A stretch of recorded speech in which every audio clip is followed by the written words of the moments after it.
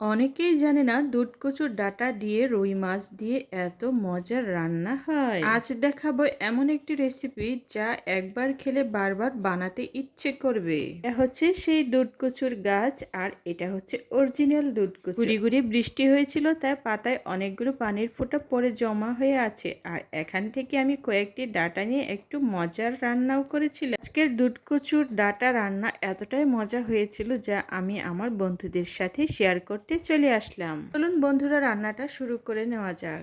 রান্নার জন্য আমি নিয়েছিলাম দুটো রুই মাছ, আর রুই মাছের মাথাগুলো আমি দুভাগ করে দিয়েছিলাম, বিদায় 4টা হয়ে গিয়েছিল। রুই মাছের মাথাগুলো সব সাইডে আমি ভালো করে ভাজা ভাজা করে নিচ্ছি আর ব্রাউন কালার করে নিচ্ছি, যাতে খেতে খুবই সুস্বাদু হয় আর রান্নাটাও মজাদার হয়। মজাদার রান্না তৈরি করার জন্য মাছ ভাজাটা কিন্তু অত্যন্ত গুরুত্বপূর্ণ একটি অংশ। মাছ ভাজার কালারটা যদি অনেক সুন্দর হয় তাহলে রান্নাটাও কিন্তু অনেক মজাদার হবে আর অনেক টেস্টিফুল হবে। এই রেসিপি আর এই টেকনিকটা কিন্তু আপনিও অবলম্বন করতে পারেন। দিন একই ধরনের সবজি খেতে ভালো লাগে না, তাই বাড়ির ধারে একটি দুধ কচু গাছ অনেক বড় হয়ে গেছিল, আর ইতিমধ্যে আমি কয়েকবার রান্না করেও খেয়েছি। প্রতিবার রান্নায় এত টেস্টিফুল হয় যে তাই ভাবলাম আজকেও এটি রান্না করি। আর মাছ তো ছিল বাসায়, তাই চটজলদি আমি রান্নায় বসে পড়লাম।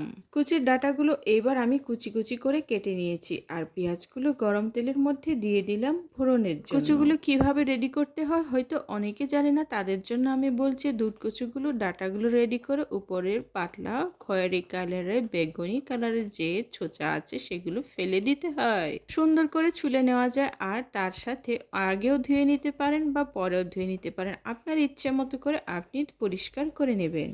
পর আমি এটি বটি দিয়ে স্লাইস করে কুচি কুচি করে কেটে রেডি করে নিয়েছি রান্নার উপযোগী করে। তার জন্য যে ধরনের মশলা নিয়েছিলাম সেগুলো এখন আমি বলি। আমি নিয়েছিলাম আজকে জিরা বাটা, আদা বাটা, রসুন বাটা, আরও হচ্ছে পেঁয়াজ কুচি, আর হলুদ গুঁড়ো আর মশলা গুঁড়ো। রান্নাটাকে আরেকটু টেস্টিফুল করার জন্য আমি কি কি করেছি সেটাই বলি। রান্নাটাকে আরেকটু টেস্টিফুল করার জন্য যে মশলাটা আমি ব্যবহার করছি সেটি হচ্ছে ধনিয়া গুঁড়ো আর গরম মশলা বাটা, সামান্য পরিমাণে দারচিনি, আর আমি কি করেছি লং আর এলাচি নিয়ে শিলপাটায় বেটে গুঁড়ো করে নিয়েছি মিহি করে করে আমার রান্নার ফ্লেভারটা কিন্তু অনেক সুন্দর আসবে। আর এখন আমি যেটা দিচ্ছি সেটা হচ্ছে সামান্য পরিমাণে কাঁঠাল বিচি দিয়েছিলাম। কাঁঠাল বিচি আপনার যদি পছন্দ না হয় তাহলে আপনি কুচি করে আলুও দিতে পারেন, সেটা আপনার রুচি আর আপনার ভালো লাগে। তবে কাঁঠাল বিচি আমার খুব পছন্দের, তাই দিয়েছি। কাঁঠালের মৌসুমে কাঁঠাল বিচি খেতে অনেক মজা হয়, আর মৌসুমের সময় টাটকা কাঁঠাল বিচির টেস্টটা একটু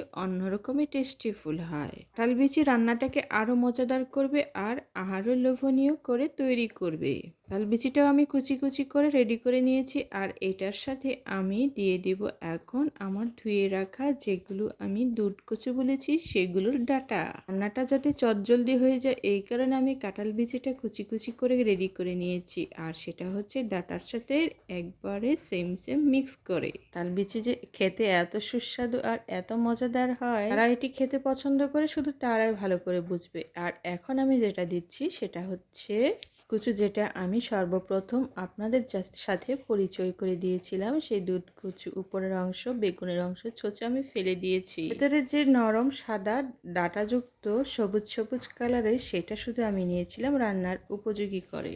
এগুলো আগেই আমি ভালো করে ধুয়ে পানি ঝরিয়ে রেখে দিয়েছিলাম। এখন এটার সাথে আমি সম্পূর্ণ ভালো করে কষিয়ে নেব। অন্যান্য কচুর ডাঁটার তুলনায় এটা কিন্তু কোনো মতেই গলা চুলকায় না, আর খেতেও খুবই মজাদার হয়, আর একটু কুচুর কুচুর শক্ত হয়। আমার মতো যারা ভোজন রসিক তারা তো নিশ্চয়ই পছন্দ করবে এই ধরনের টেস্টিফুল আর অন্যরকম টেস্টের টেস্টিফুল খাবার। আমি তো শুরুতেই বলে নিয়েছি এটা খুবই টেস্টিফুল খাবার, আর এই টেস্টিফুল খাবার আমার শুধু একার পছন্দ নয়, আমার পরিবারের সবারই পছন্দ।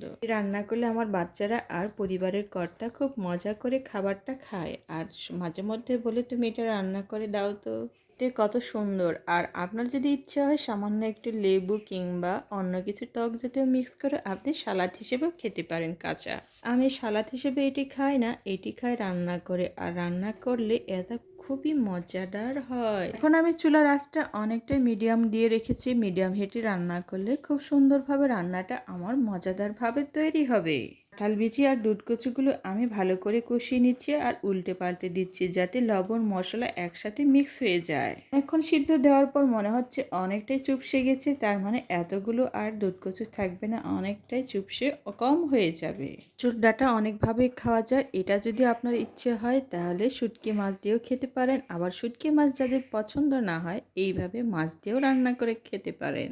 আপনার যেটা দিয়ে ভালো লাগে সেটা দিয়ে আপনি মজা করে রান্না করে খেতে পারেন, তবে এটা কিন্তু খুবই মজাদার খাবার।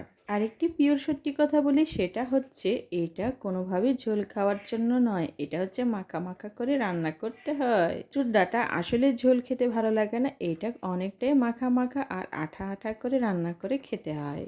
আমার কাছে খুবই প্রিয় খাবার আর অনেক ভালো লাগে, আর কাঁঠাল বিচিগুলো অনেকটাই নরম হয়ে সিদ্ধ হয়ে গেছে। এবার আমি চামচ দিয়ে অনেকবার এইভাবে বারবার নাড়াচাড়া করে দিচ্ছিলাম, কারণ উপরের অংশগুলো নিচের অংশ যাতে হয়ে যায় আর নিচের অংশ যাতে উপরের দিকে চলে আসে। এই ঝোলগুলো সম্পূর্ণ আমি শুকিয়ে এটাকে মাখা মাখা করে নেব, আর যতই মাখা মাখা করব ততই আমার রান্নাটা অনেক মজাদার হবে।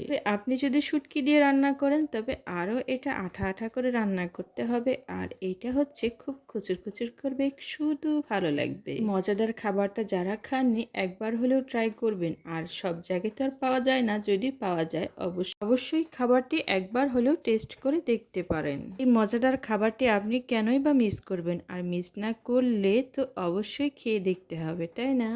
অনেকটাই সহজ রেসিপি আর গ্রাম্য স্টাইলের খাবার, আর এই গ্রাম্য স্টাইলের মজাদার চটকদার খাবারটা আপনার একবার হলেও খেয়ে দেখা উচিত। অনেকেই বলে এটা খুবই মজাদার খাবার আর এটা খুব একটা পাওয়া যায় না, তাই খেতেও খুব সুস্বাদু হয়। তবে বর্ষাকালের সময় এটার ডাঁটাগুলো বিশাল আকারে বড় হয়ে থাকে, আর যত্ন সহকারে ব্যবহার করলে কিংবা গাছটা রোপণ করলে অনেকটাই বড় বড় ডাঁটা পাওয়া যায়।